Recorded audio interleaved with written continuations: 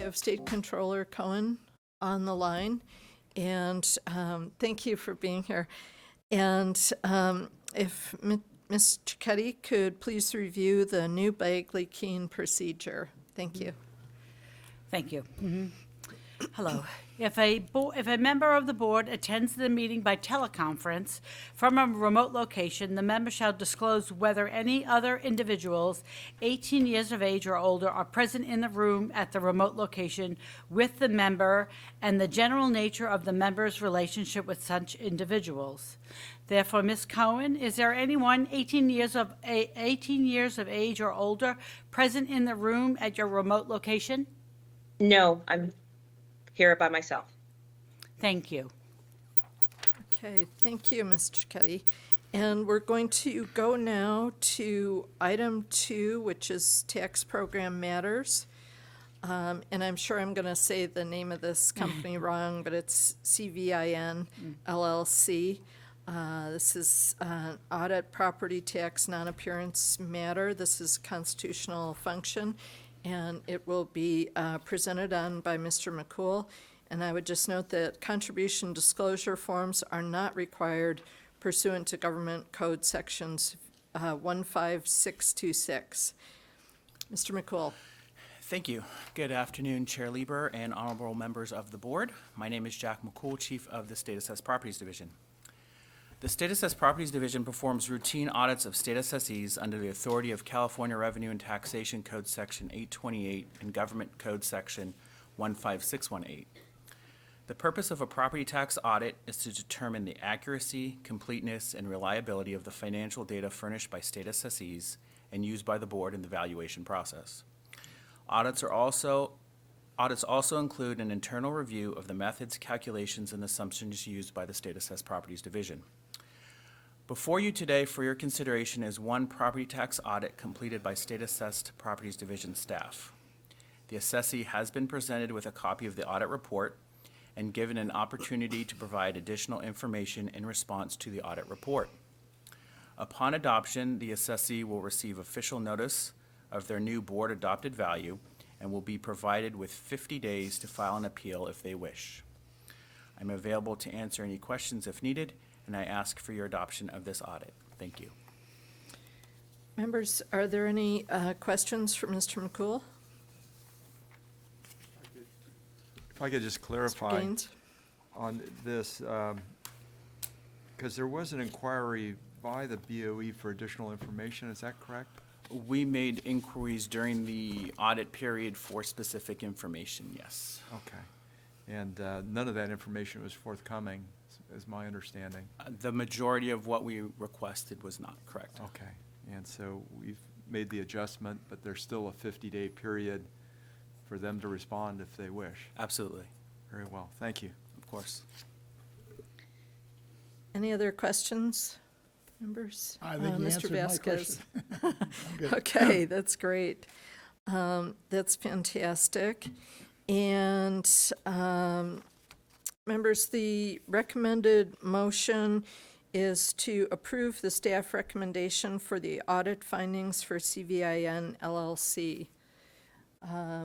Mr. Schaefer, would you like to make the motion? Okay, moved by Mr. Schaefer, Second. seconded by Mr. Vasquez. For staff, do we need, we do take public comment on this. Have we do. received any written comments or know of commenters in the room today? I have no one in the audience who wanted to make a public comment, and I have received no written request. Okay, thank you. Then we'll go to the AT&T moderator. Would you please let us know if there's anyone on the line who would like to make a public comment regarding item 2 on the agenda? If you'd like to make a comment from the phone lines, please press 1, then 0.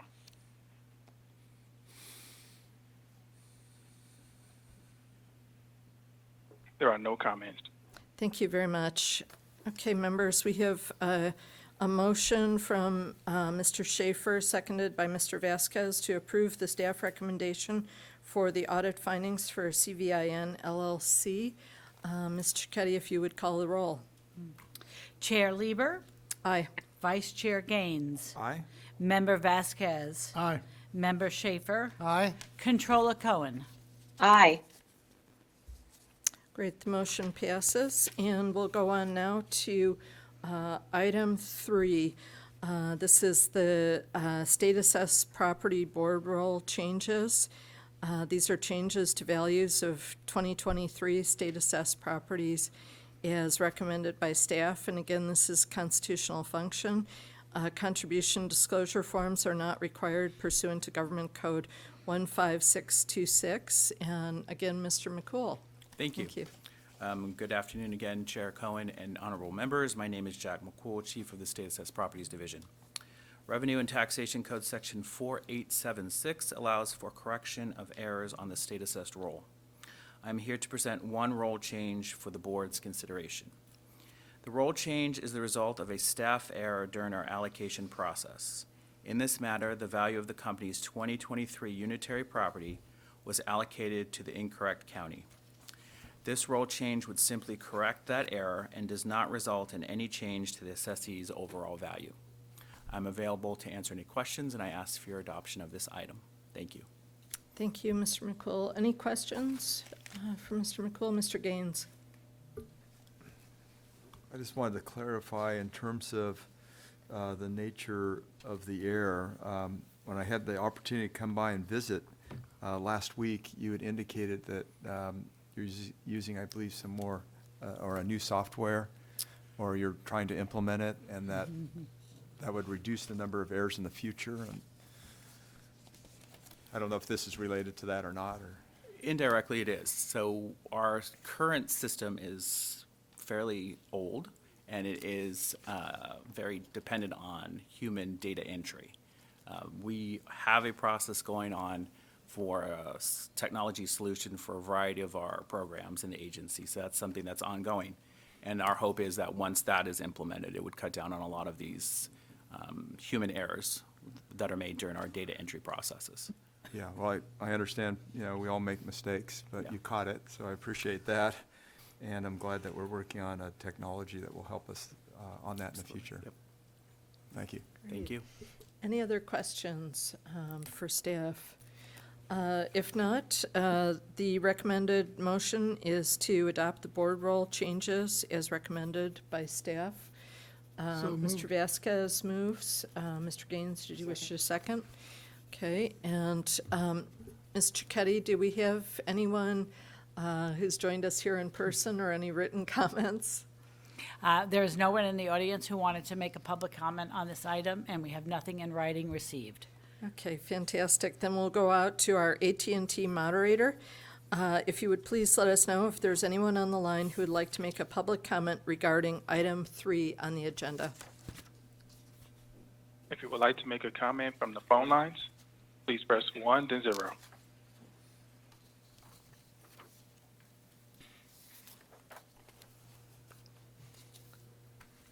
There are no questions. Okay, we'll bring it back to the board then, and there was a motion to adopt the board roll changes as recommended by staff, coming from Mr. Vasquez and seconded by Mr. Gaines. And Ms. Cicchetti, would you call the roll, please? Okay. Chair Lieber, Aye. Vice Chair Gaines, Aye? Member Vasquez, Aye. Member Schaefer, Aye. Controller Cohen. Aye. Okay, thank you, members. That item passes. And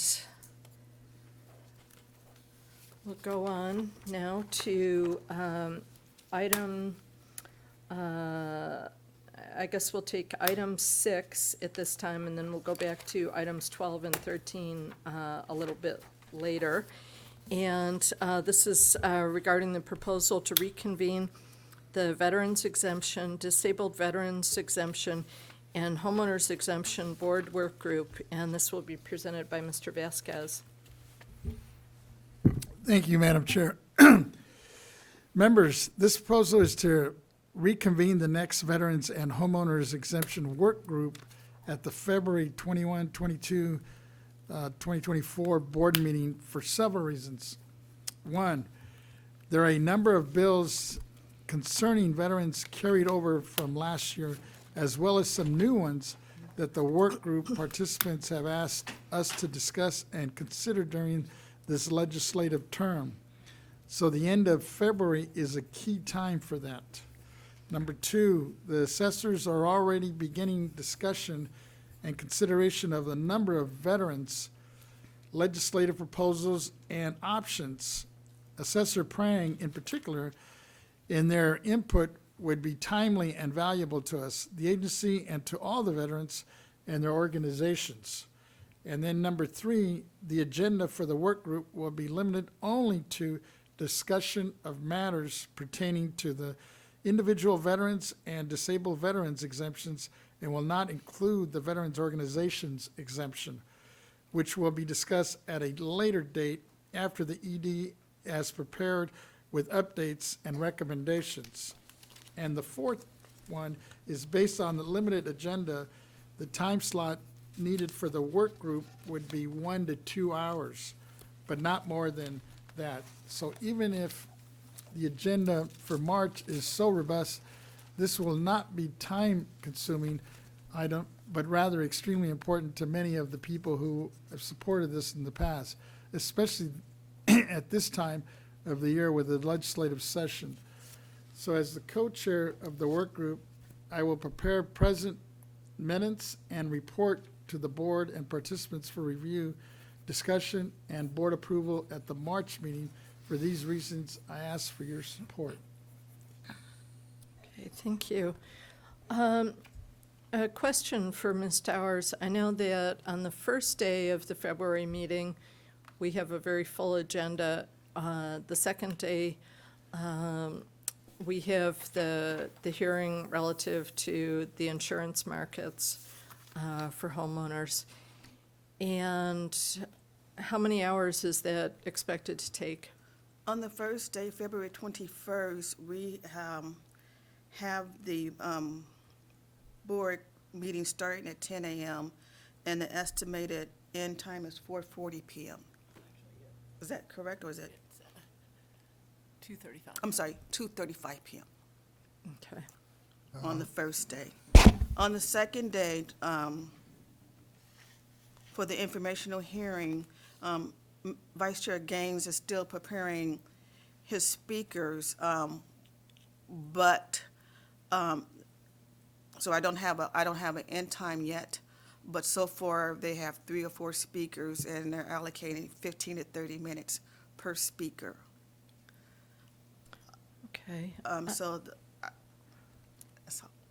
Okay, thank you. And Mr. Schaefer, did you have a question? Yes, Madam Executive Director, I'm hearing that there's a substantial cost involved, $30,000-$40,000 in trying to do what we're planning to do in work groups.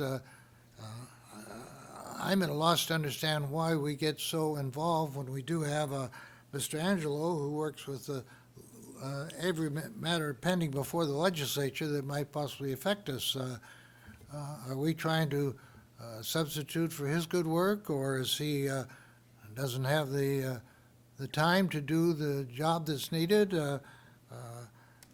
I look at what our grant of obligation to perform is in the Constitution and in the statutes, and I just don't find that we need to be having work groups on these things.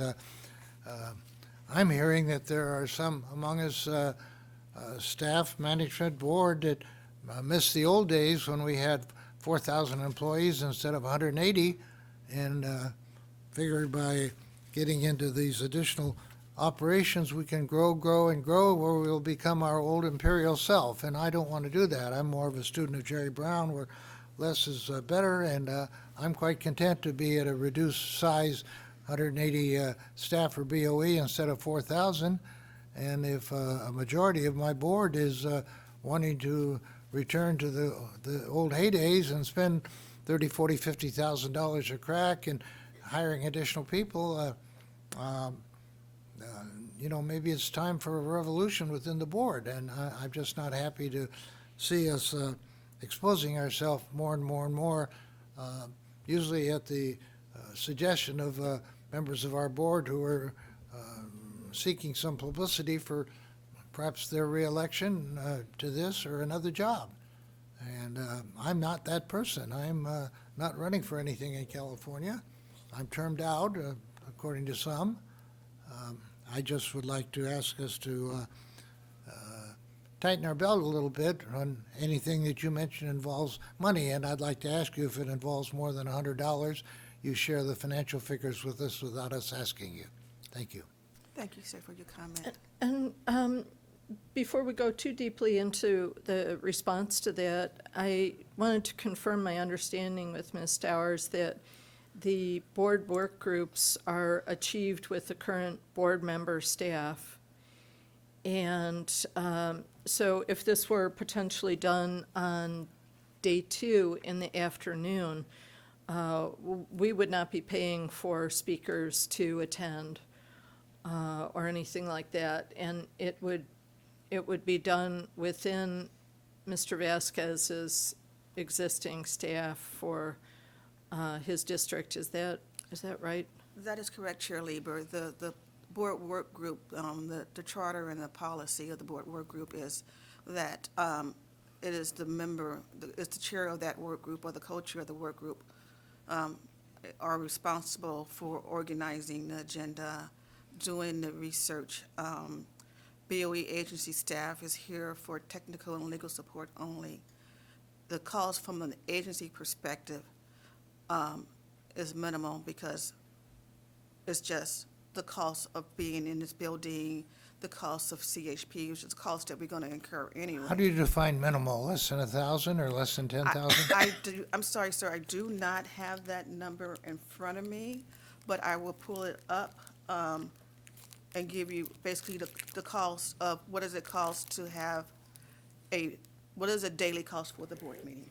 Ms. Taylor will work on I it. understand we spent $8,500 cold hard cash taking our staff down to Santa Monica to meet the legislators who represent his district down there and talk to one lady who was homeless.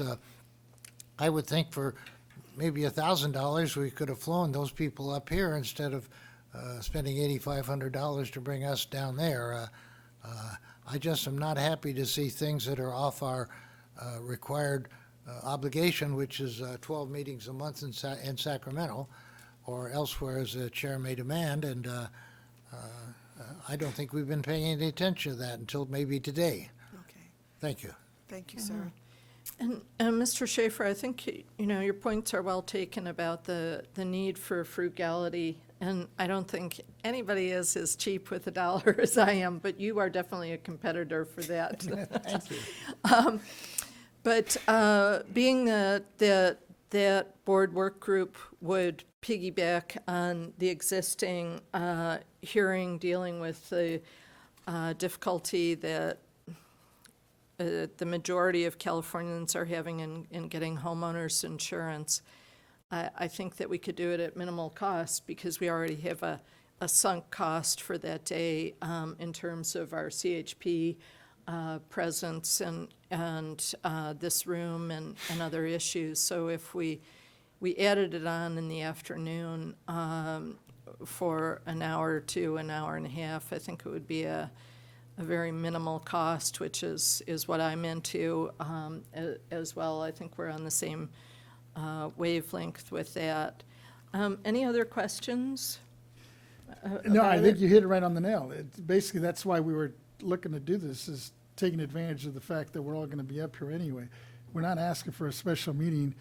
And it's kind of ironic, Member Schaefer, because you're the one that keeps bugging us to move our meetings to Southern California. That doesn't happen free at cost. Well, That's an additional cost. I know. What we're and- talking about is having a meeting up here and just piggybacking on it. So it's kind of disingenuous for you to even raise that. Well, there's costs Well, other than excuse financial me. costs, money. Excuse me, Mr. Schaefer, yes. please, if I may. We won't call each other out and have a colloquy because we're already more than 25 minutes behind in our schedule. Oh, I'm sorry. So I'll cut that off right there a little bit, but I think that Mr. Gaines had a comment or a question Yeah. to supply. I think the informational hearing that we had on housing was very helpful. I appreciate that that we had that discussion. We've got further discussions coming forward. These are all related to the BoE. The nexus is that we're looking for exemptions in some cases. And of course, the one I'm doing on insurance, we're going to examine what's happening to property values as a result of not being able to get coverage for any particular property in the state of California. So the fact that they're informational cuts the cost down dramatically. And I think in my opinion, it's part of our responsibility to make sure that we are addressing issues that are related and have a nexus to our duties as elected members of the BoE. I've always been fiscally conservative and will continue to do so. I don't even have a Southern California office any longer. We shut that down last year.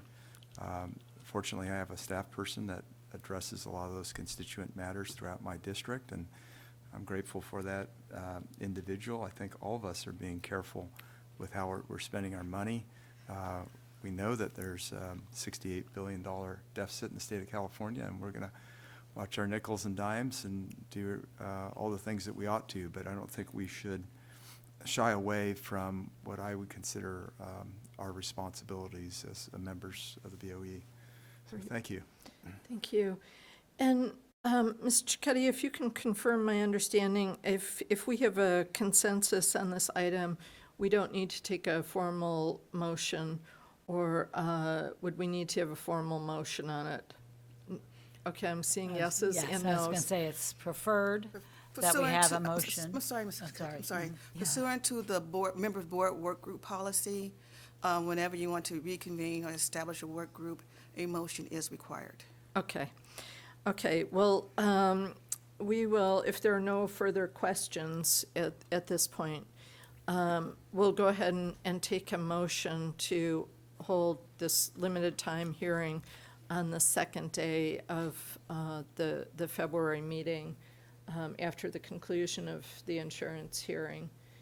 And I'm assuming That's a motion. I'll you'd like to, Mr. Vasquez will move that, and Mr. Gaines, would you like to second that? Sure. Okay, thank you. And do we have anyone here in the auditorium who has submitted written comments or wishes to get in on this? We have not received anything in writing pertaining to this item, and there is no one in the auditorium who wanted to come forward to speak on this item.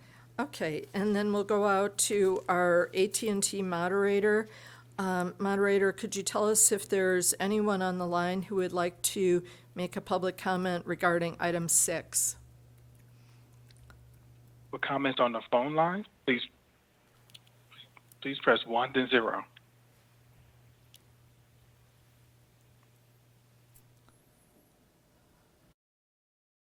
And there are no comments. Okay, thank you. Mr. Vasquez has made a motion to hold the hearing, and Mr. Gaines has seconded it. Ms. Dowers? Before you call the roll, please, just clarification that the motion is going to be to have reconvene the board work group on veterans on the second day of the board meeting, following Vice Chair Gaines' information hearing. Yes, that So- was part of the, Yeah. part of the motion. And as Mr. Vasquez indicated earlier, this is just to hear the limited scope of the homeowner's exemption for the veterans. And again, Mr. Schaefer, your points are very, very well taken, and I hope that we can all vote to do this in this instance only. But I'm going to be your wing woman as far as your budget hawk functions. And you know I'm a big advocate of the veterans, and just because I vote no on something that has a veteran mention in it doesn't diminish an iota my support of our veterans. Absolutely. Thank you so much. We'll go ahead and have Ms. Cicchetti call the roll. Chair Lieber, Aye. Vice Chair Gaines, Aye. Member Vasquez, Aye. Member Schaefer, No, nay? and Deputy Controller Emron. Aye. Okay, the motion carries. And members, we've had a request to strike item 7 from today's agenda, so we'll hear that on a future agenda. And I would like to go back now to item 12, if we might. And this is the TRA office report. And we have Ms. Thompson presenting. Thank you. Thank you. Good afternoon, Chair Lieber and honorable board members. I'm Lisa Thompson, the Chief of the Taxpayer Rights Advocate Office, and I'm here to provide you with an update on the activities of the Taxpayer Rights Advocate Office to keep you informed. First, I'd like to share with you some statistics on the number of taxpayer cases completed by our office last month. In December 2023, we completed 19 cases. 3 were in Board Member Gaines's district, District 1. 5 were in Board Member Lieber's district, District 2. 9 were in Member Vasquez's district, District 3. And 2 were in Member Schaefer's district, District 4. As far as the composition of the cases, 4 were from the administrative category and 15 were from the valuation category. The memo that is attached to the public agenda notice provides additional details on the topics within each of those categories. However, the largest topic within the valuation category was exclusions from reassessment with 6 completed cases. Of those 6, 5 were for transfers between parents and children, with 1 case pertaining to a base year value transfer for persons age 55 and over. 5 of the exclusion cases pertain to transfers under the time of current law of Proposition 19, while 1 occurred during the time of prior law, specifically Proposition 58 for the parent-child exclusion. The next highest was exemptions and actual enrollment of values, with 2 each. But generally for this month, the cases we completed in the valuation category spanned a vast range of topics with 7 topic areas, which required the TRA team to have a wide breadth of knowledge to assist these taxpayers. Because this is the beginning of a new year, I wanted just to take a moment to express my appreciation for my staff in the TRA office for all of their hard work that they did this year to help taxpayers and also to help me. I look forward to working with the team in 2024 to help more taxpayers, and I also appreciate the board members directing taxpayers to our office that need assistance. That concludes my update. Thank you so much.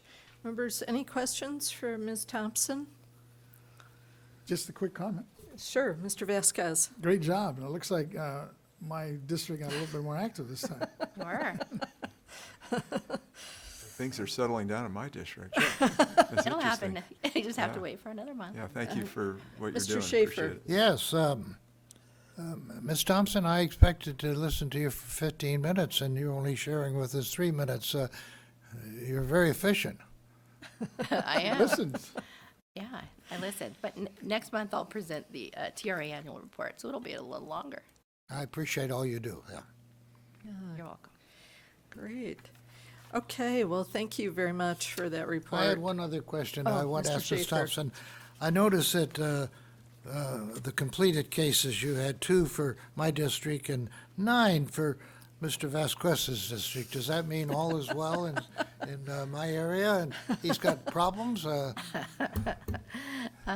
We help taxpayers from every district, every county, so it just depends on the month. Okay, thank you. Okay, thank you.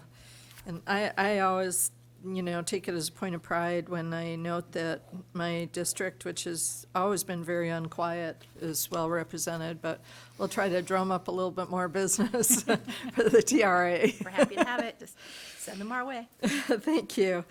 And we'll go on now to item 13, which is the Chief Counsel Quarterly Report.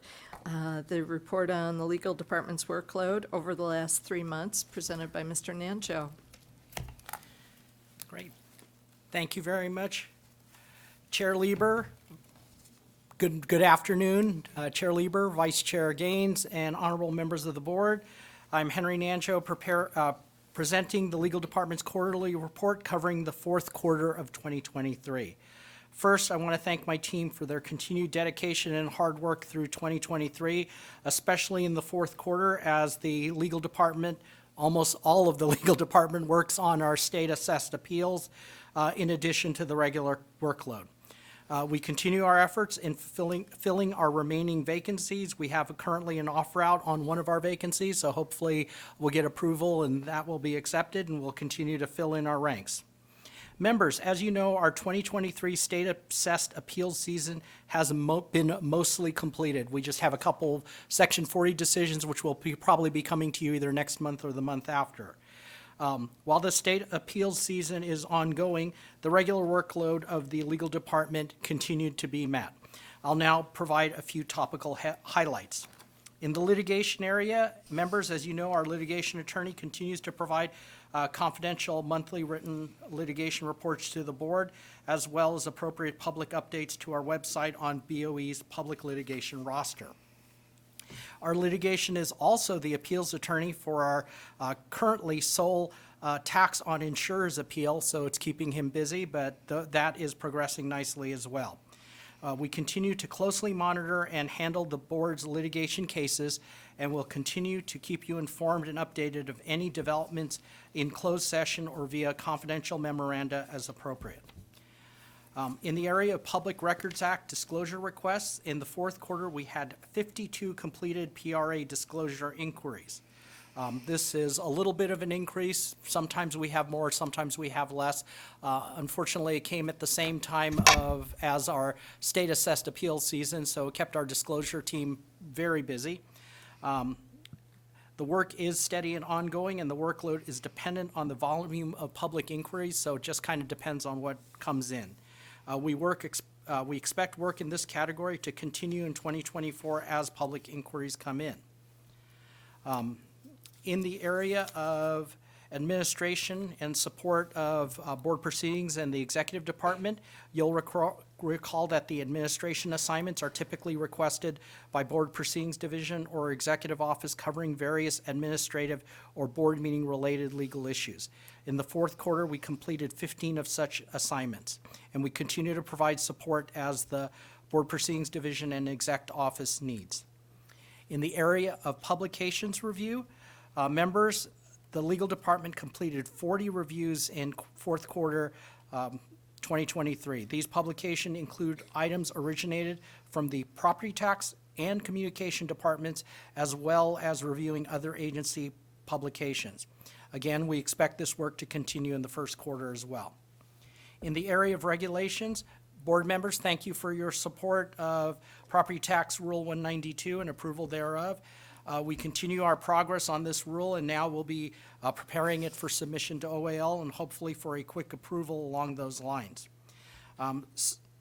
In addition, we anticipate the continuing to kind of clean up our regulations, and we'll probably have at least a couple more, if not neighborhood of 4 or 5 more regulation packages in the next year or so. That will be things that will be coming to you in the future. We expect this work in this category to continue and will keep us busy for some time as rules change and we need to continually update our regulations to make sure they're consistent. In the area of tax program and technical advice, in the fourth quarter, the team responded to 34 email inquiries and 21 phone call inquiries. We also completed 4 special projects. We expect this work in this category to also continue.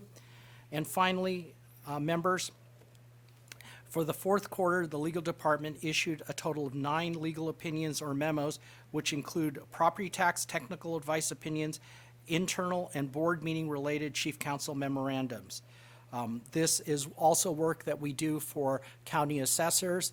As you know, we put an extreme priority on any inquiries we get from county assessors, and I'm happy to report that most of those are usually wrapped up in 30 days or less. My target is to try to get all of such assignments done no later than 60 days, but depending on the complexity, sometimes it takes us longer to research kind of obscure questions that sometimes comes up from our assessors. In the most part, during the fourth quarter, we were able to respond to things within 2 weeks. So we were able to be very efficient along those lines. In closing, I want to again extend my sincere gratitude to my team.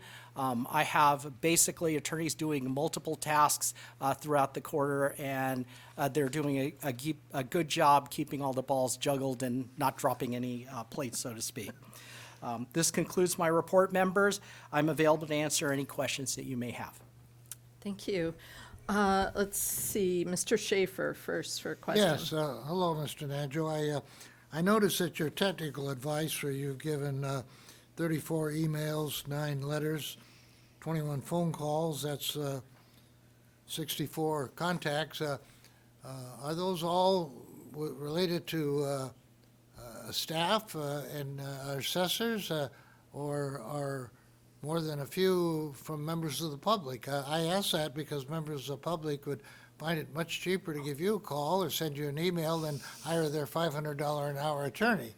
And I just want to be sure that we're not dissipating your valuable time with the public who ought to be paying for it elsewhere. Thank you for that consideration, Member Schaefer.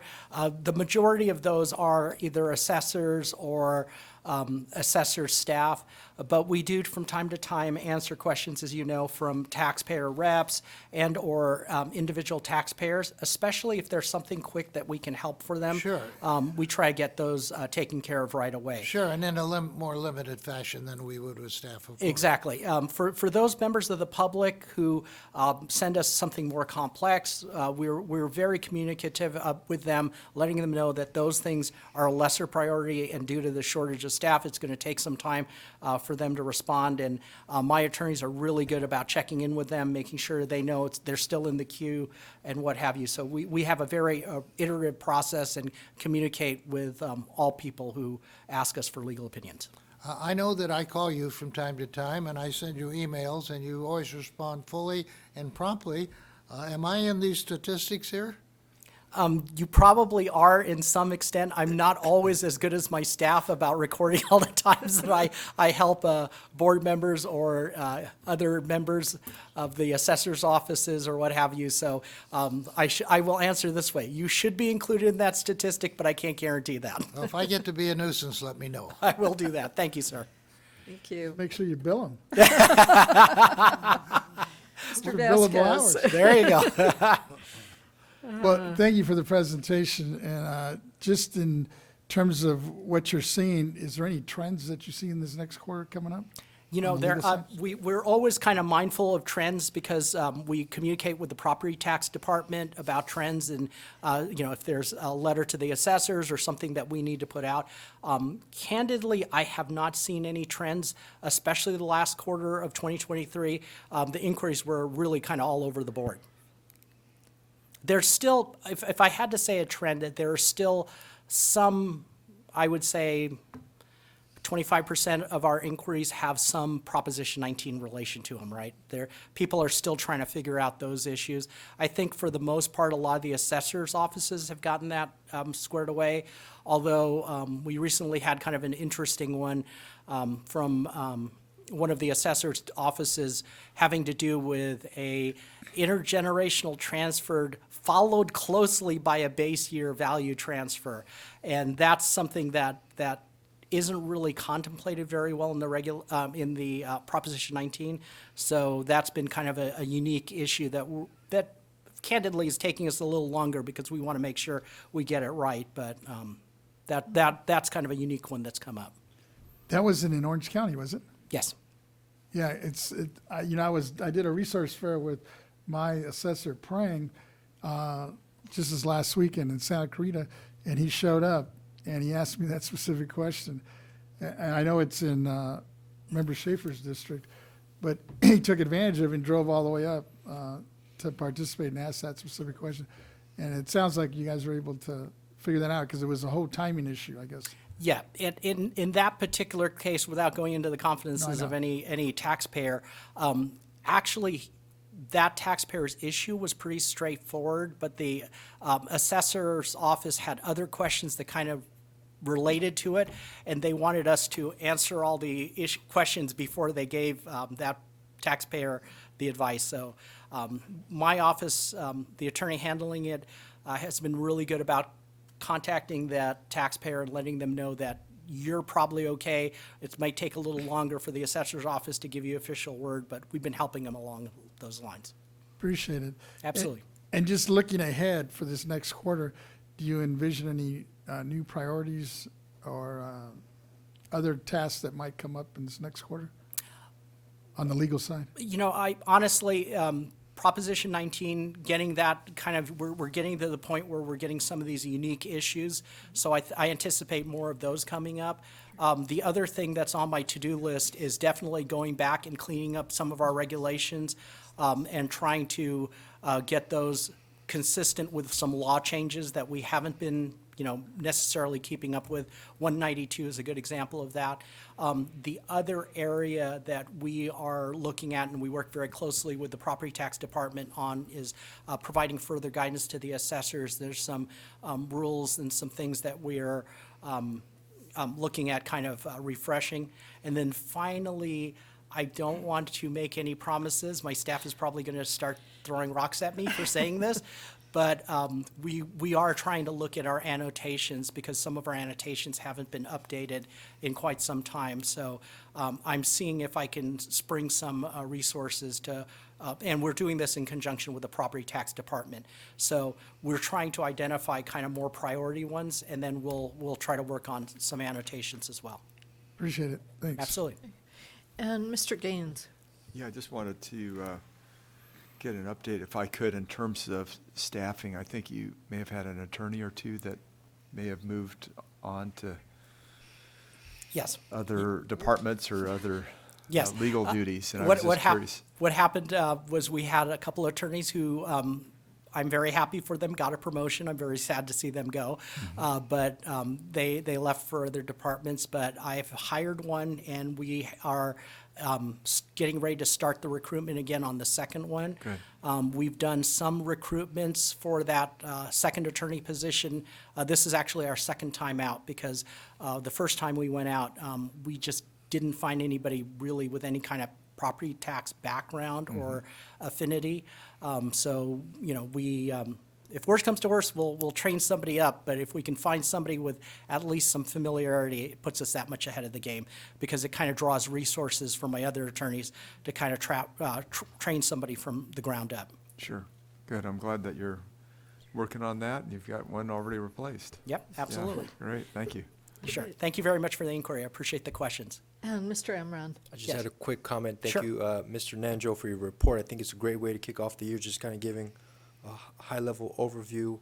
And you're such a mighty team, and I think we depend on you so much. So please extend my regards to you and your entire team. Thank you. I appreciate that, and I'm sure my team appreciates that as well. Thank you very much. Great. Seeing no other questions, I'll just give my compliments on the report and your work and the work of all of your team. We very much appreciate it, so thank you.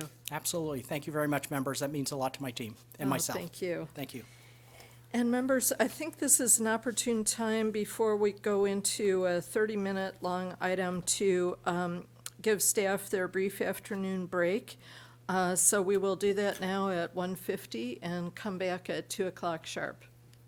Sounds perfect.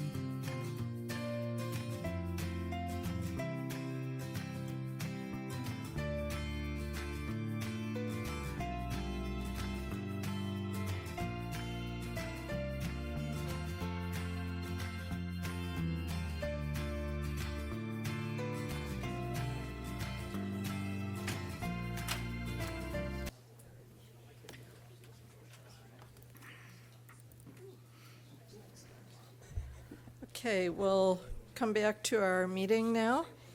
And our next item is item 14. This is the Property Tax Deputy Director's Report. A report on the status of pending and upcoming projects, activities, and departmental issues for the Property Tax Department, presented by Mr. Young and team.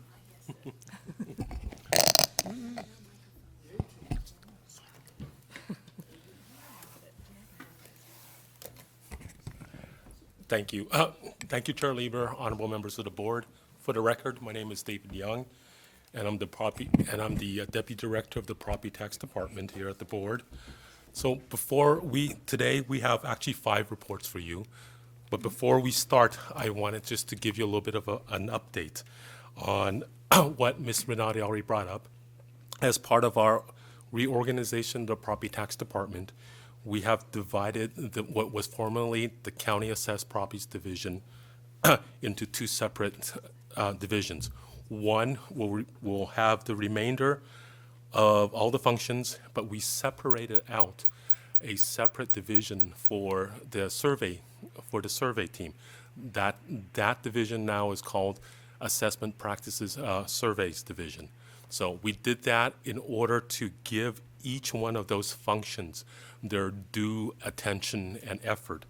I also wanted to remind you that actually that is a restoration of how it was about a decade ago. Before we actually shrank those two divisions together, they were actually their separate functions. And I am so happy to report that we have been able to restore that structure. So with that, as Ms. Renati alluded to, we have actually filled our recruitment for the chief position in both of those divisions. So for the CAPD, the remainder of the County Assessed Properties Division, the new chief is Ms. Lauren Keach. She was with the board prior as the manager, as the principal. She has since been promoted to chief of that division. And for the Assessment Practices Survey Division, the new chief in that position is Ms. Holly Cooper. And she was, as with Ms. Keach, she was also the manager prior. We did a wide search for qualified candidates, and those two, I am very happy to announce, rose to the top. So if I could, I would like to recognize them. They're both in the office, in the chair. They're back there.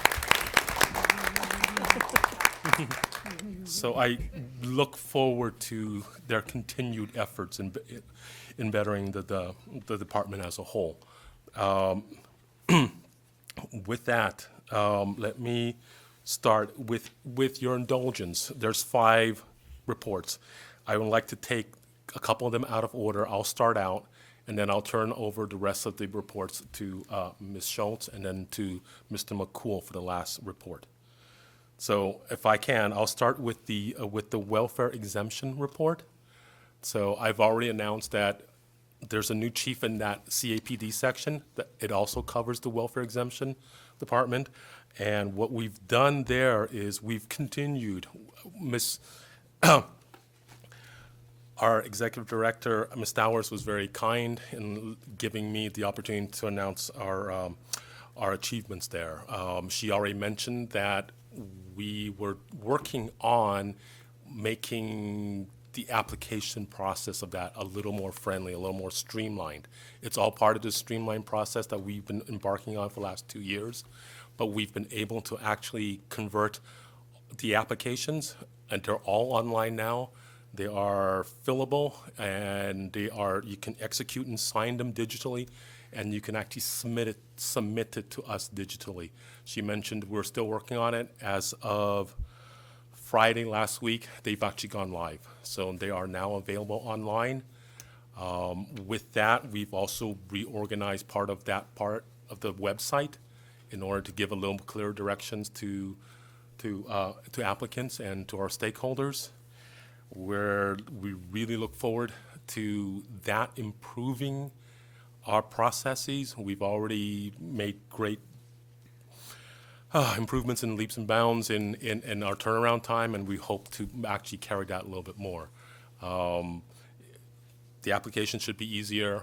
Our review and handling of it should be easier, and hopefully that will actually free up some of our staff time in order to answer some of the tougher questions and give a little more customer service to those people filing that actually need that. So that is a lot of hard work on staff's part, led by Ms. Lauren Keach, our new chief, all her staff. And I also wanted to recognize CDTFA's, their TSD's participation, that they've been our technology partner in this through the whole thing. So it took quite a lot, but we finally got that done. And I look forward to updating you in the future on how that's being implemented and what the response has been so far. Okay, so that kind of covers my welfare exemption report. I will next move on to my report on, it's a quarterly report on our assessment practices surveys, what's been going on the last quarter of 2023. So just a little bit of background. We call it a survey, but what it really is, it's a compliance audit. And there's actually two major functions to it. One is a qualitative audit. We actually look at their written policies, and then we follow up and look at their actual procedures to see whether their policies are follow statute, and then two, whether they actually follow their own policies. And then the other one is a quantitative compliance audit. We actually take a look at each assessor's tax roll, and we draw random samples out of there, we stratify them, and then our own appraisers go through and basically revalue the properties to see how close that we are to the ideal. So for the last quarter of 2023, we've actually been very, very busy. We published actually 6 of these reports. 2 of them are what we call supplementals. The supplementals, what they do is we look at the prior report from 5 years ago, and we look at their recommendations, and we follow up on the recommendations to see how many were implemented and how many have yet to be implemented. 3 of them are sample only. They're the quantitative compliance audits. We take a look at their assessment rolls, and we come up with a ratio of how close they got to what the ideal assessment should be. And then the very last one is a full audit. And for the 10 largest counties by assessment in the state, they get both. It's not one or the other. We do both. And so I'll start out with the 2 supplementals. The 2 supplementals for last year were Placer County and San Luis Obispo. Both of them had recommendations from the prior report, and I'm really happy to report that the vast majority of the former recommendations were actually implemented. We had one that was not yet implemented, and that's in the real property assessment arena, and it had to do with the assessment of mineral properties. So they had one left. That's not too bad.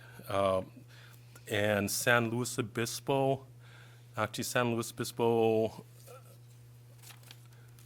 the same outcome.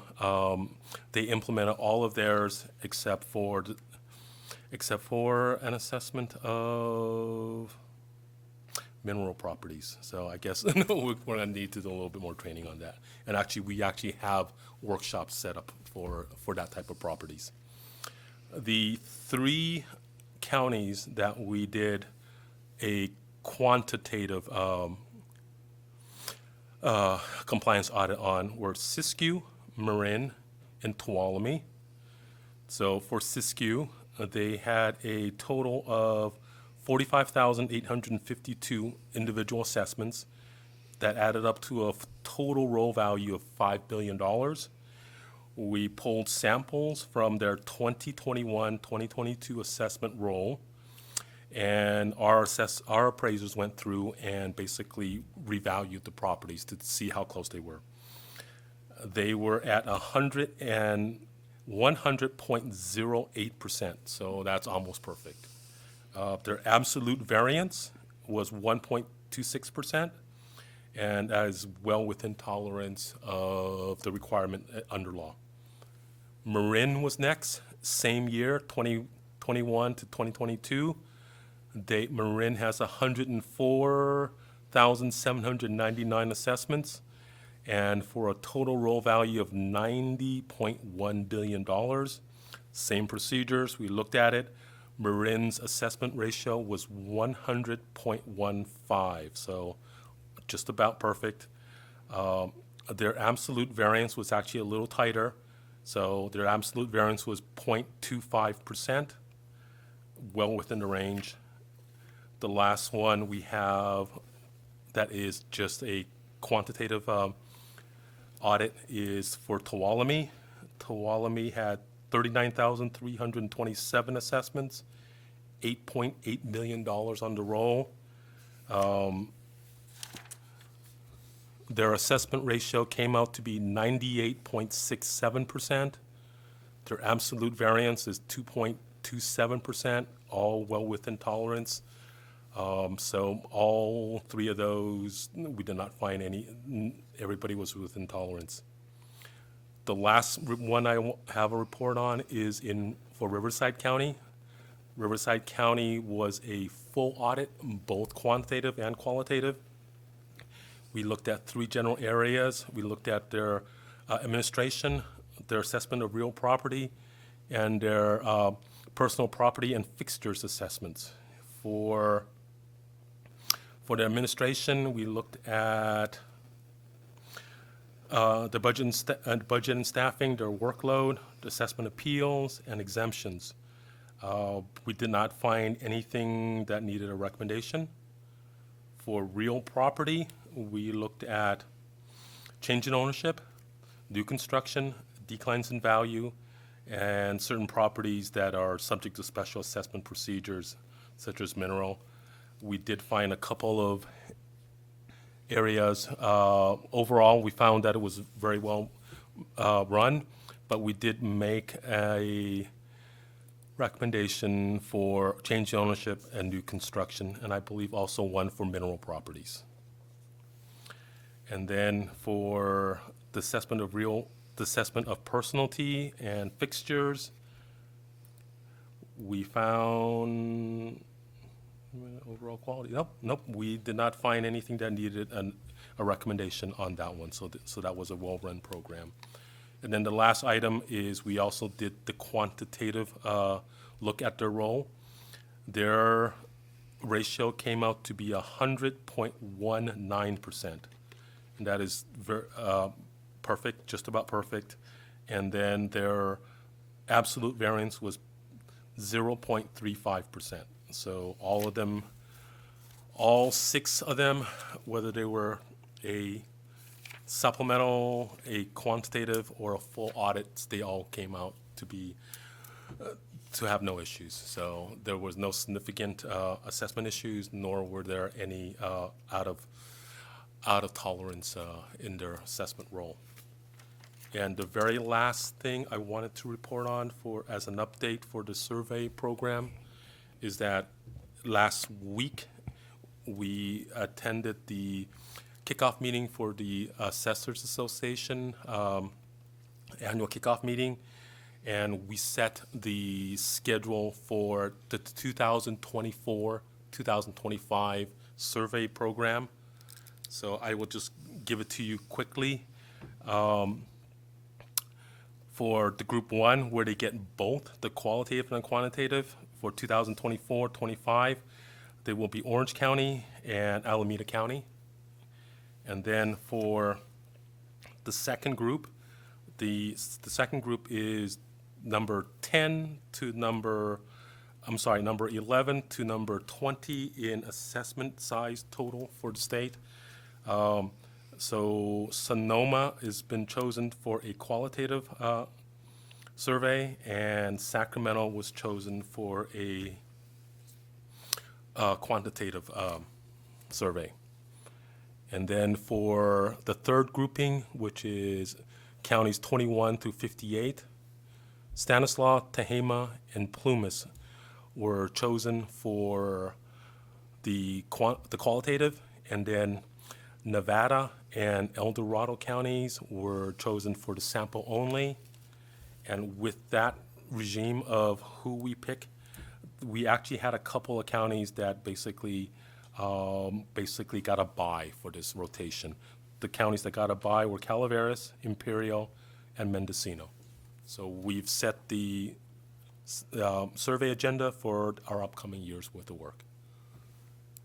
So with that concludes at least my presentation for the assessment practice survey and for the welfare. I'm available for any questions you may have. Yeah. Are there any questions, Mr. Vasquez? Just one quick one. Yes. You mentioned the streamline, how successful and it's moving. Yes. And I was wondering, what, moving forward, what do you see? Is there a possibility of anything else that we can improve, or are we hit it, or is that it, the max? No, we are continuously looking for new opportunities. We started, as you recall, with our LEOP program, our legal entity ownership program, that only had basically one, technology-wise, it only had one form that we needed to convert. We did that as a pilot program. It was successful, and we were able to do it. Our next bite was our welfare program. That had 6. It went live as of last Friday. I heard through the grapevine that there were already people calling up and trying to take advantage of it and use it. So I don't know if they were able to actually file just yet, but the interest is there already. We still have many things that are submitted to the board, to staff. Right now, it's a mixture of either hard copy or through email and whatnot.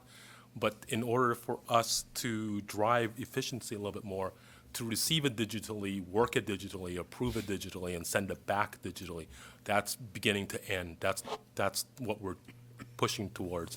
There's still a whole lot of other opportunities. State Assess has a whole multitude of submissions that we would love to get on that. We have training records and whatnot, so there's a whole untapped area of opportunity for us to drive some more efficiencies. Appreciate it, thanks. Of course. Other questions? Mr. Emron. Thank you, Madam Chair. Just had one comment. I just really want to extend my appreciation to the Controller and I both on the Assessor's Kickoff meeting. I can't explain enough how much of a sacred relationship that is between the assessors and the Board of Equalization. And I'm glad that you got all your work cut out for you this year, too. Thank you. Is that something of, like, when you're planning that out between the counties, is that something they are submitting voluntarily, or is it kind of going in order? No. So what happens is, by tradition, the president of the CAA chooses.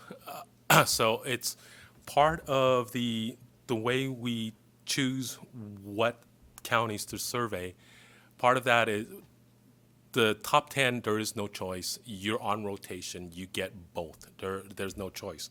But the way it's segregated now, the second and the third tier, you get to, somebody chooses one to sample and one to survey for the second tier, and the other one is they choose three to survey and 2 to sample. So by tradition, the CEA president chooses. We have a little can with numbers in it and that represent each county, and they actually pick it. So there's no favoritism. It's all done by random, and it's the CEA president that makes the choices. That actually pulls the numbers out of the can. So, and I fully agree with you. It's our working relationship with the assessors has been fantastic in the last, as long as I can remember, as long as I've been here. And it is something that we hold very, very dear, and we have collaborated on a lot of projects, and we've helped them and they've helped us. So I want to recognize that. Fantastic. Thank you. Of course. Great. Any other questions? Mr. Schaefer? Yes, thank you. Mr. Young, I find that BoE communicates with me via my chief of staff. There's always a couple of days delay between when you send it out and it comes to me, which is okay. But I found out that by signing up as a citizen, I get it the same day he does, so I appreciate that. Okay. Secondly, I noticed that the letters to assessors are used to solicit input from our stakeholders on property tax project and rulemaking processes. Do we get any such input, or are we just seeking it? It really depends on what we're doing. If we are doing rulemaking, sometimes we get a lot of input. If we are revising a handbook, it goes through a very formal process called the interested parties process, and we get a ton of input from assessors, stakeholders, general public. So we actually do get quite a lot of input. It just depends on the nature of the inquiry and what we're asking for. And I notice here that a complete listing of all letters to the editors issued to date can be found. Well, we've been around about 180 years. How long have we been sending out letters to the editor? I mean, if I go to the website, how far back can I go? The letters to assessors, I believe on our website, I think we have up to 1978. Oh, interest there, Yeah, so it goes back quite far. We are in the process of actually making all those ADA accessible. So all, I believe from 2000 on, they're already been converted. There may be some of the older ones that we're still working on, but our goal is to have everything back, the whole compendium back to 78. There were some letters to assessors prior to that. I don't know, a lot of them have been superseded and whatnot. So as time and resources permit, we'll go back and grab those also. Have you ever run into anything through the archives or through some older retirees that goes back to the 1800s as to how we did business then? I would be curious. I'm sure I'm sure they have advisory letters even back then, but organizing them into an actual compendium of letters that were numbered and sequential, and so you can search it. That's been relatively probably about a 50-year endeavor. And we had a lot fewer assessors in those days, too. We have fewer counties. You are correct. Thank you. Yeah, of course. Okay, thank you.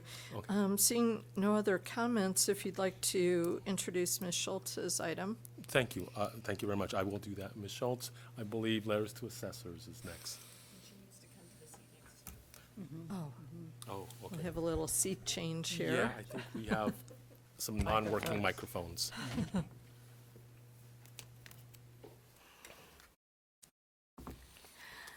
Good afternoon, Chair Lieber and honorable board members. I'm Glenna Schultz, Principal Appraiser in the County Assessed Properties Division. Today, I will provide you with a brief report on letters to assessors. Attached to this month's agenda is a memo on letters to assessors, which provides a list of the LTAs that have been issued since our last board meeting.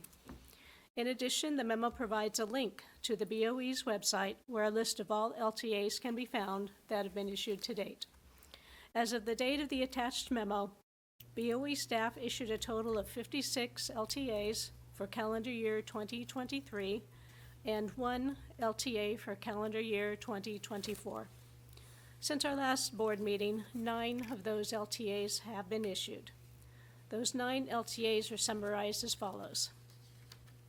An LTA to issue the 2024 edition of Assessor's Handbook, Section 531, Residential Building Costs.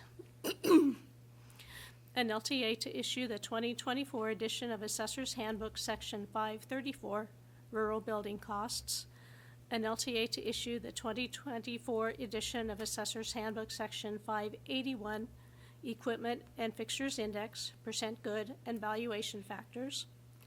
An LTA on 2023 property tax legislation, an LTA to issue the vessel valuation factors for lien date 2024, an LTA on housing authorities property taxation, an LTA on taxable publicly owned lands, an LTA to announce the California Consumer Price Index inflation adjustment factor for 2024, and an LTA that lists the board-prescribed property tax forms.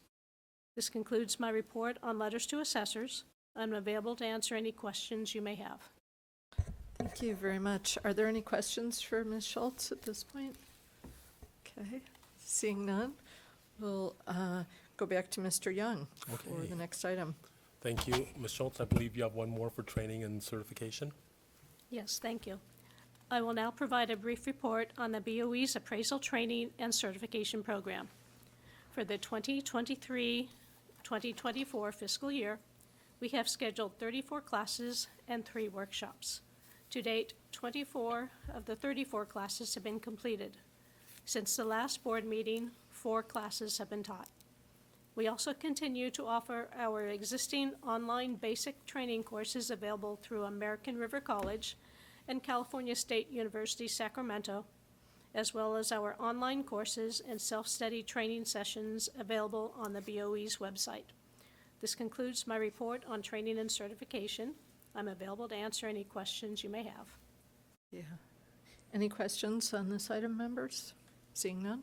Okay. Okay. Thank you. I believe our last report is for State Assessed Properties Division, and that will be by Mr. McCool. Can I make a comment? I'm sorry. Just real Sure, Mr. Gaines. Just briefly, because I wanted to thank you for addressing the needs for Nevada County, where they had hired, I think, like 8 new employees, and they were trying to get them into classes as soon as possible. And so there were accommodations made by your department in allowing some folks into at least one class that I can think of. So I want to thank you for that accommodation. It was an issue that when I met with the county assessor, they brought it up, and we were able, it's always nice if someone brings something up and then you take it back and you resolve the issue. So that's an example of that. Thank you. You're very welcome. We recognize their unique situation. Nevada County having 8 new staffs Yeah. probably needs a little bit of help. So Right. Thank you. Wonderful. Thank you. I'll go to Mr. McCool. Thank you. Good afternoon again, Chair Lieber and honorable members. My name is Jack McCool, Chief of the State Assessed Properties Division. Today I will be providing an update on the status of ongoing work in our division. Now that the 2023 appeal season has concluded, SAPD is now concentrating on preparations for the 2024 appraisal season. Staff are currently working on the annual replacement cost new factors and the percent good factors, which are used in our cost approach appraisals. We publish these factors each year based on data collected and analyzed by our staff. Last year was the first year our staff published these factors on the agency's open data portal. That process worked out very well, so we will continue to place the factors on the data portal going forward. Staff are also working diligently on compiling data for this year's annual capitalization rate study. Appraisers with knowledge and experience in each of our industry groups are working together to obtain the market data used in the study. The data analyzed by our unitary appraisers and input from state assessees is also considered. We are still in the data gathering portion of the process, but staff will be working diligently on the study for the next several weeks. Finally, the date to file the annual state assessed property statement is March 1st, and staff are already receiving extension requests from our state assessees. Requests for an extension to file an annual property statement must be received prior to March 1st. That concludes my report, and I'm available to answer any questions. Thank you. Thank you very much. Members, are there any questions or comments for Mr. McCool in this part of the report? Seeing none, thank you so much. And Mr. Young, did you want to conclude for the team? I believe, thank you very much. That concludes my report. Thank you. Thank you so much. There's a lot for us to grab a hold of there, and this is always a contentful part of our meeting, so thank you. Members, our next item is item 15, the Special Taxes Quarterly Report. This is a workload report for the third quarter, presented by Ms. Williams.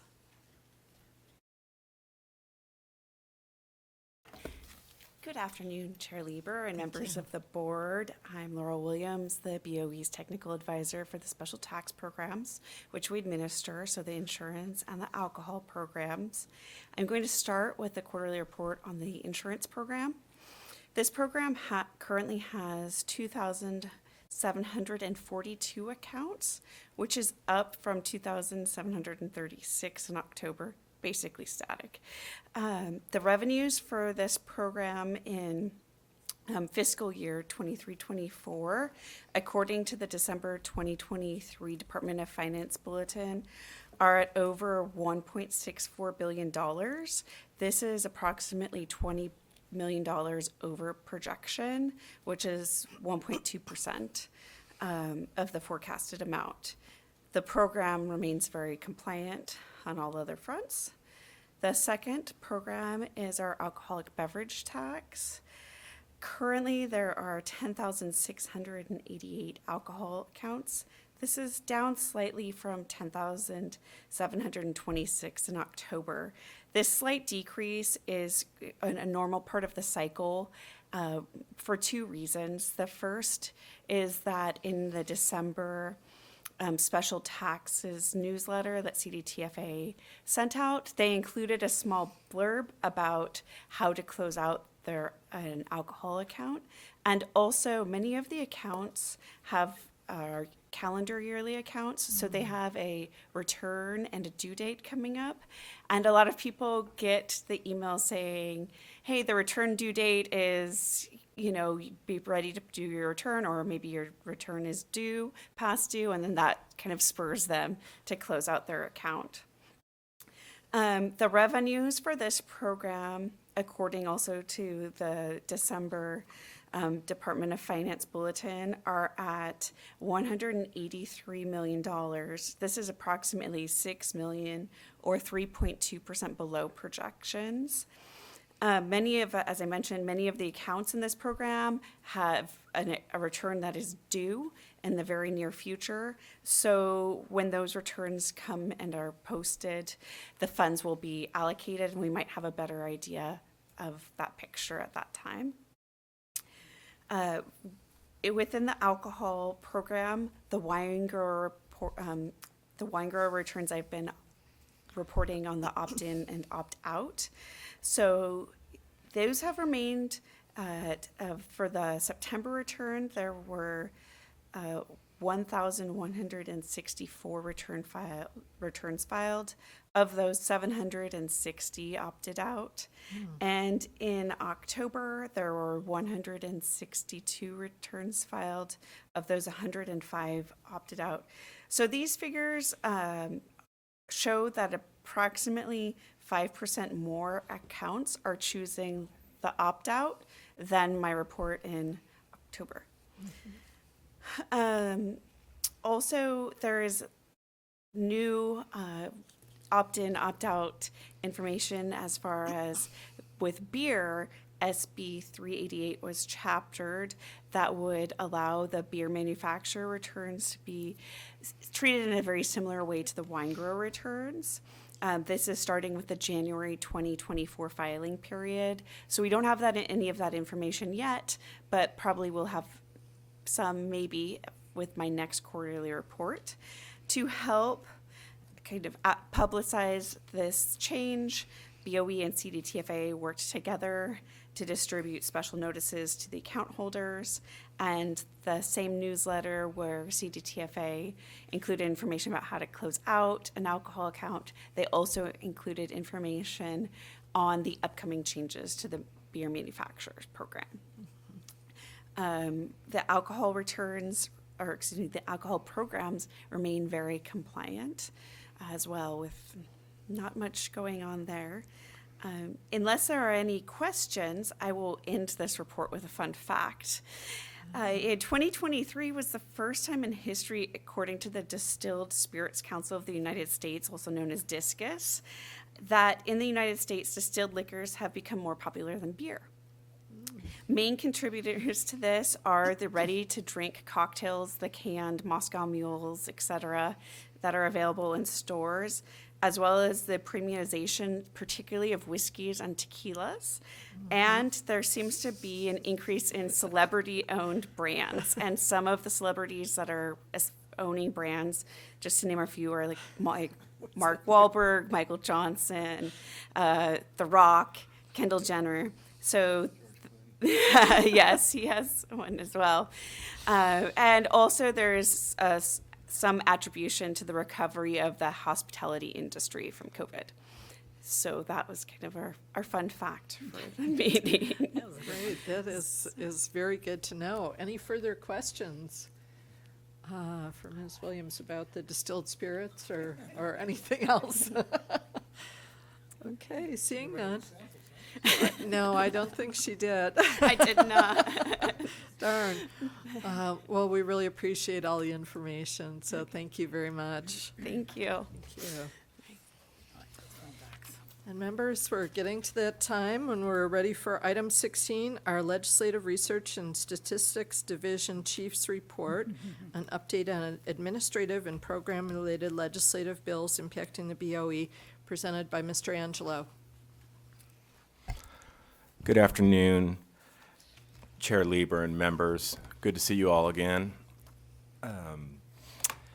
This is going to be a brief report because this is when this is the calm before the storm, before the introductions of legislation. So there isn't a lot to report on, and I'm going to try not to hypothesize about too much, given our budget situation, other than, austerity has already kind of been put in place from the administration down, as you heard from Ms. Renati, in terms of tightening our belts a little bit, whether we're mandated to do so or we're just riding herd. And that'll be going across, all state entities. January 3rd is when the legislature came back into session for 2024, the second year of the two-year session. The deadlines for getting two-year bills in their first house is the end of this month, and so they've gone through policy committees. We didn't have anything that we were closely tracking that was in its first house that we had stake in terms of the agency or board member support. So there's nothing really to report on. Most of the successes that we saw were already reported on by Executive Director Stowers that you heard a little bit earlier in terms of your legislation you supported being signed into law, and the committee bills that were agency supported being signed in 889 and 890. We have language into council for proposals that I discussed a little bit last month that haven't been completely hashed out in case we need to introduce a standalone bill, because usually our bills go into committee bills, as I'm always in close contact with the Assembly, Rev and Tax Committee, and the Senate Governance and Finance Committee staff to work on issues that are generally cleanup, non-controversial issues. In case we need a standalone bill, the deadline for bill introduction is February 16th, so we have time for that. In case something goes into a committee bill and needs to come out because someone deems it controversial, regardless of the members of the committee or the staff that want to pull it out, we can at that time take anything that we want to pursue individually and move it into another bill, so we won't be constrained by this early deadline. Those that have served in the legislature know this well and know how that process works. But that's generally my legislature back in the saddle bit. And then there are some issues. Obviously, you heard a little bit of what Ledge Analyst's Office said about the budget deficit, a little bit about what the governor said about the budget deficit. Those numbers are always different, and they deal with fiscal year differences and where things are applied. And so we'll see how those differences kind of ride out as we go towards the May revise. But I do know, in terms of legislation, there probably won't be a lot of high-cost issues coming forward. I've thought that in the past, and they've come out anyway. So I'll probably be wrong on that. But in terms of a little bit about what we heard last month in December, we had that little JPA overview. That's a very complex area, and that's something that could be, further scrutinized in terms of who the folks are that are part of the joint powers authorities, private interests mixing with state and municipalities, obviously to provide low-income housing and other projects that are helpful have always been the goal. So I won't go into anything more than that, other than we'll see where public policy goes on that as we get closer to the deadline. And obviously, I'll let your offices know if something gets introduced prior to the deadline, because most of those things start popping up that aren't a big issue, closer to the February 16th deadline. Community land trust, possessory interest, all of those issues kind of tie in to the JPA concept as well. There are other issues with CDTFA that we have to work in concert with. So if they have, I know we talked a little bit about it before, but if they have an electronic notice of determination concept that is non-controversial, where it's permissive for them to select it, or it's a reasonable approach, it can go into a committee bill. Otherwise, we'll have to determine if it's going to be a standalone issue and if anybody's going to take issue with that going forward. But again, there's no proposal in place yet, but it's something that we would have to work in concert with them on that particular item, whether it's alcohol beverage tax issues or insurance tax issues.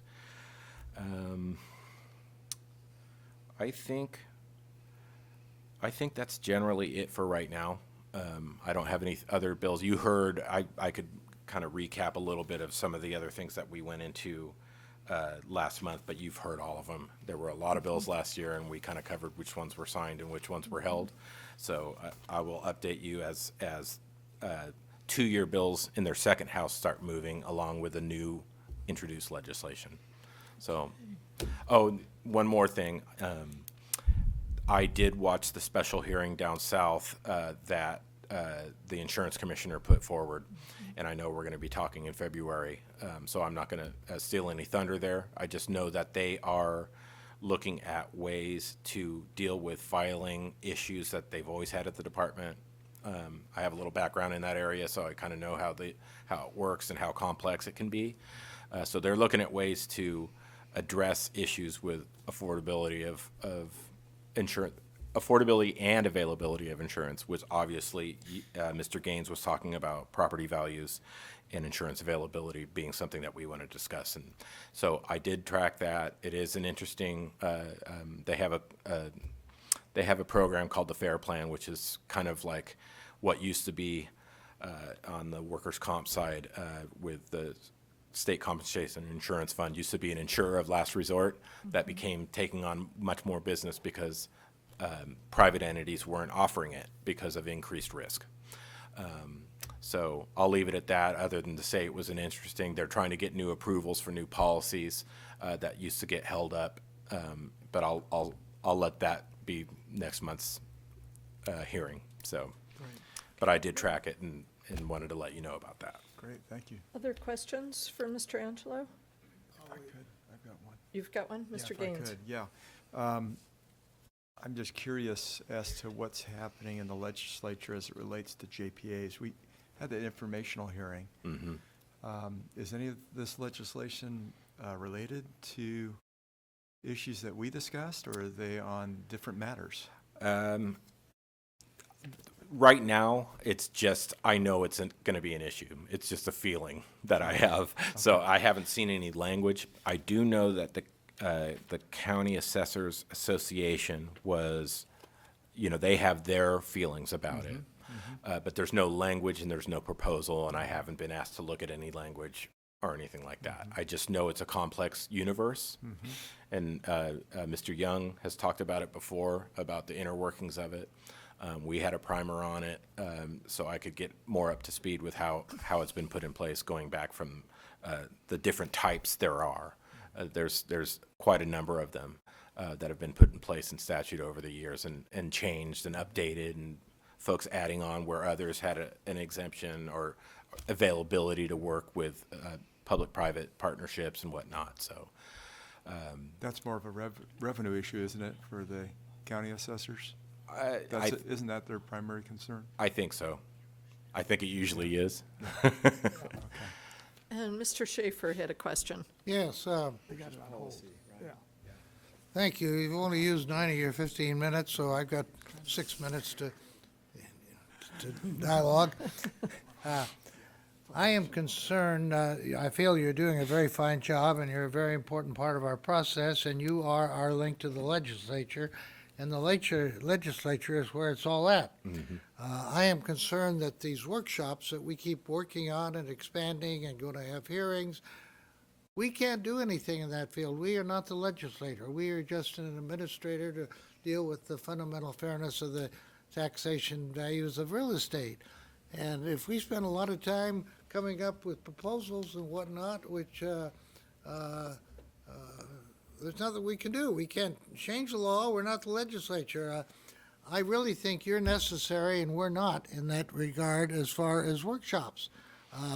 I would like to see Mr. Vasquez. I remember I'd like to see Senator Gaines and Member Vasquez, instead of having workshops, which they enjoy, but regardless of expense, they take a lot of time, and the public really isn't interested. We had nobody show up from the media at our last workshop.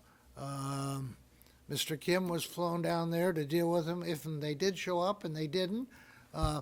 I think rather than us try to pretend that we're a junior legislature that might come up with something that the legislature might listen to, I think we'd be much more effective if Senator Gaines and Member Vasquez would come up with some theory that they have that would work. I might suggest to them that we suggest that buying all the cruise ships from all the companies, Carnival Cruise Lines, et cetera, that are obsolete and going to be replaced, and convert them into portable housing for the homeless and anchor them somewhere off the coast of California.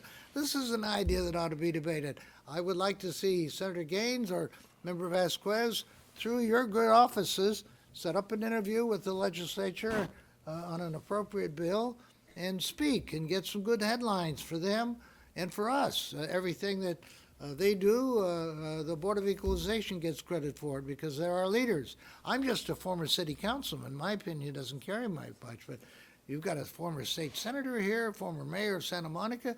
That's clout. So I want to get our best foot forward, and we're not doing it by having workshops where we can talk among ourselves and think how smart and successful we are because the topic is good and we are right. But again, we're not a junior legislature, and I think that the members that are leading these workshops should really come up with a memorandum that can be proposed to our very fine legislators. They're anxious to have laws that people will salute, and I think it's more important we be a source of maybe some ideas rather than to say, we all voted on this as a BoE, now it should have some strength. It's not going to have some strength. The way to do it is to have you take them into the legislature to the right committee, and we'll get some attention there. And I just want to know that I highly value your work and your services, and I place very little value on our workshops. Thank you. Okay, thank you, Mr. Schaefer. And I was just going to comment that I'm very interested to see if we hear anything back from the Assessors Association in particular about the JPA issue, because I know that more than one of my assessors feels very passionately about that issue. And so if we hear any rumblings, I would love to know about that. And I know that the bill introduction deadline is February 16th. Right, yes. So that's coming up pretty quickly there. So any last questions for Mr. Angelo? Okay, seeing none, thank you so much for your report. Absolutely, thank you. Thank you. And members, we're just about 10 minutes over time, so we're very, very close. But we did not yet take public comment for the entirety of the executive director's reports.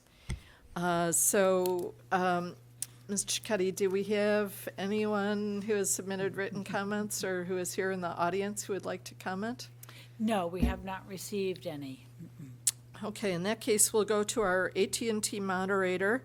Moderator, if you would please let us know if there's anyone on the line who would like to make a public comment regarding these agenda items. For questions on the phone line, please press 1, then 0.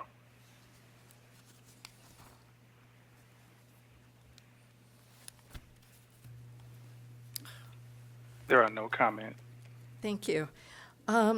Members, the last item for today is closing remarks and then our adjournment. Does anyone have any very brief closing remarks?